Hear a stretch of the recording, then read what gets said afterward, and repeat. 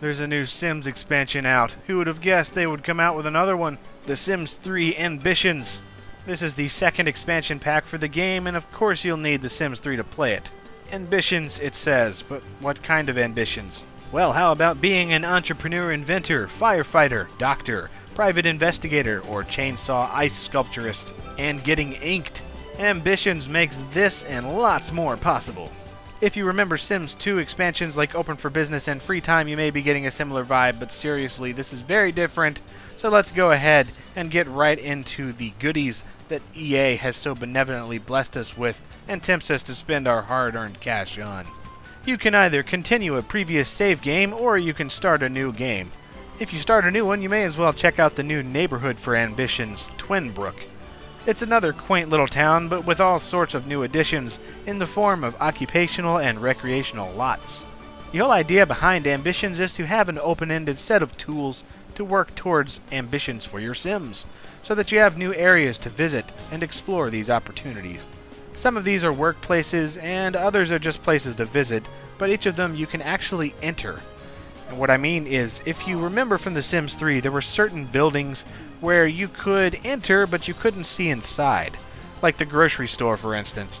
These were known as rabbit holes, and thankfully these new buildings are not like that. You can actually follow your Sim inside these places, like a bar, for instance. The old buildings, however, still remain rabbit holes, which sucks, but hey, what can you do? Each of the new skills or jobs has a lot or two associated with them, so we'll get to those as we go along. The main additions here are the new careers and skills. The new jobs are architect, doctor, firefighter, ghost hunter, private investigator, stylist, and self-employed. The new skills are sculpting, inventing, and tattooing. The architect is one of the paths that uses the new drafting board item. This is a multi-purpose tool for several jobs, and is where you'll gain skills while away from work. The architect is more of an interior designer, I suppose, mainly going around and redesigning rooms and lots to accommodate a certain requested set of features. For instance, maybe a Sim will call you up requesting that a new room be designed for their child who has just aged up. This enters you into build buy mode, and from here you can spend and rearrange to your heart's content within a certain budget. All jobs and opportunities will appear on your map, but also now on the edge of your screen, reminding you that there's something to do, and you can just choose to do them or not to do them. There's also a new message center, which takes care of all the little messages you normally see in the game, and just makes it a whole lot easier to not clutter up the screen. The doctor is an expansion of the medical career. While you're a good bit more involved than you were, you're not completely as involved as some of these other ones, like going into buildings and such.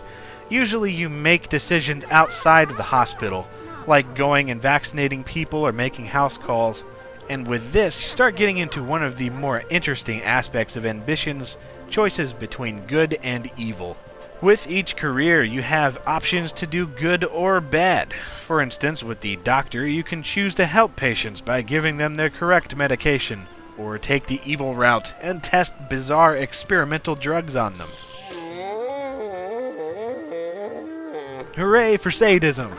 The firefighter is pretty straightforward. You work at the fire station fighting fires when a fire happens, which is rather often, considering Sims' inability to stand upright without causing a raging inferno.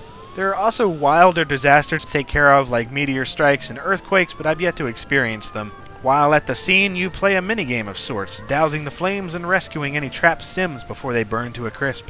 You can also take the evil route, stealing items, or just busting things to bits with your axe.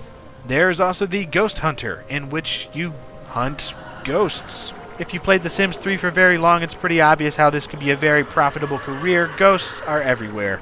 And these aren't the same old ghosts, no, these are evil. From cemeteries to haunted mansions, you prance around in your Ghostbusters cosplay and deal with spirits, either befriending them or collecting their souls, which can be sold for cash at the science building. The private investigator is somewhat similar to the police career, I suppose, just a lot more involved.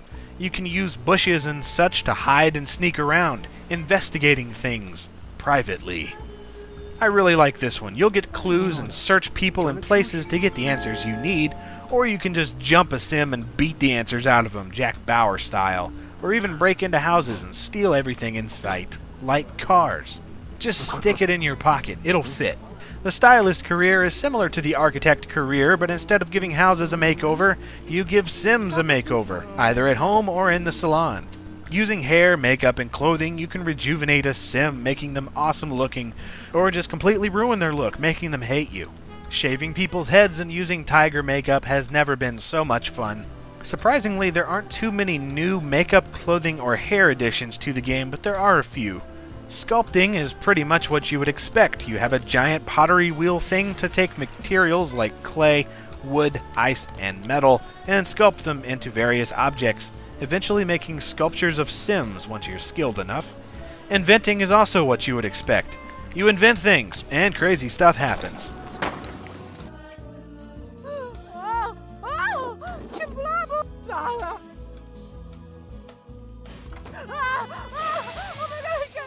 Everything from useless thingamabobs to the return of the servo, now called the Simbot. This guy is just crazy. He acts just like a normal Sim, except he eats scraps instead of food and stuff like that. You can have romantic relations with him, he can get a job, it's just crazy. I love this guy. There's even a freaking time machine to use, which is pretty similar to the mausoleum. Just kind of go in there and watch stuff happen outside. You can invent things by using scraps, and you can visit junkyards to scrounge around for scraps, or to salvage other items. To fix up and sell at the consignment shop, for instance, or you can do what is probably my favorite new thing, detonation.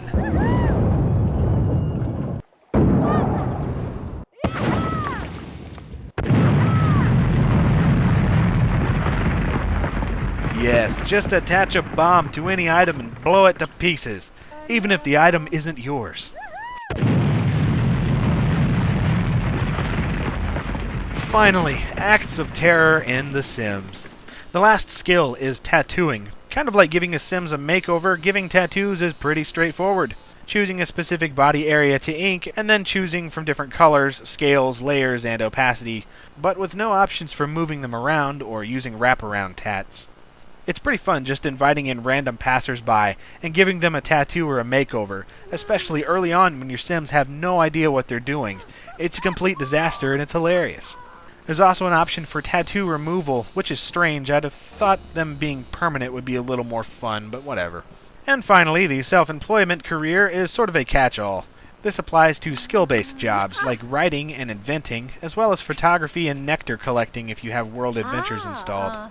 All you need to do is register with the local city hall that you are self-employed, and then you are officially your own boss. It doesn't seem to have much of a point other than to give you some specific goals to achieve, I suppose. Another thing I don't totally get is the addition of laundry. Your Sims have never had to worry about washing clothes, but now, after every set of dirty clothes you change out of, you'll need to pick them up and either use your own washer and dryer or go to the local laundromat. It's kind of odd for The Sims 3 to have something added that is unusually mundane, and honestly I don't understand why. It could tie into the new traits, I suppose, and there are several of them. Many of them pertaining to jobs like born salesman and eccentric, but an interesting one is eco-friendly. There are a whole plethora of objects for this one, like wind turbines, solar panels, recycling bins, and clotheslines, all of which consume less energy and provide lower bills. You even eat organic food and brag about how low your carbon footprint is, increasing the smug over Sim Nation, no doubt. I like forcing my eco-friendly Sim to drive an energy-wasting SUV until they vomit in disgust. You should have bought a Prius. And there are also plenty of new items to buy in almost every category, and not all of them pertain to jobs or skills either, so that's nice. Especially things like the unnecessary but awesome trampoline and the chopper motorcycle, the latter of which is no doubt there to complement your bad boy, bad girl persona. With your tattoos and leather, like the Power Glove, you are so bad. So, is it worth buying? Well, EA's suggested price is $40, and really, I feel it's worth that. There's no $10 in Sim points this time around, but you do get a dozen or so free items to download once you register online. The Sims 3 Ambitions expansion pack is one packed to the brim expansion, and it's exactly what I think of when I think an expansion pack. There are so many new items, lots of new things to do, and there's really a lot more I didn't have time to touch on. If you're running out of things to occupy yourself with in the main game, Ambitions is a superb extension to the Sims 3 universe and is sure to provide plenty of fun.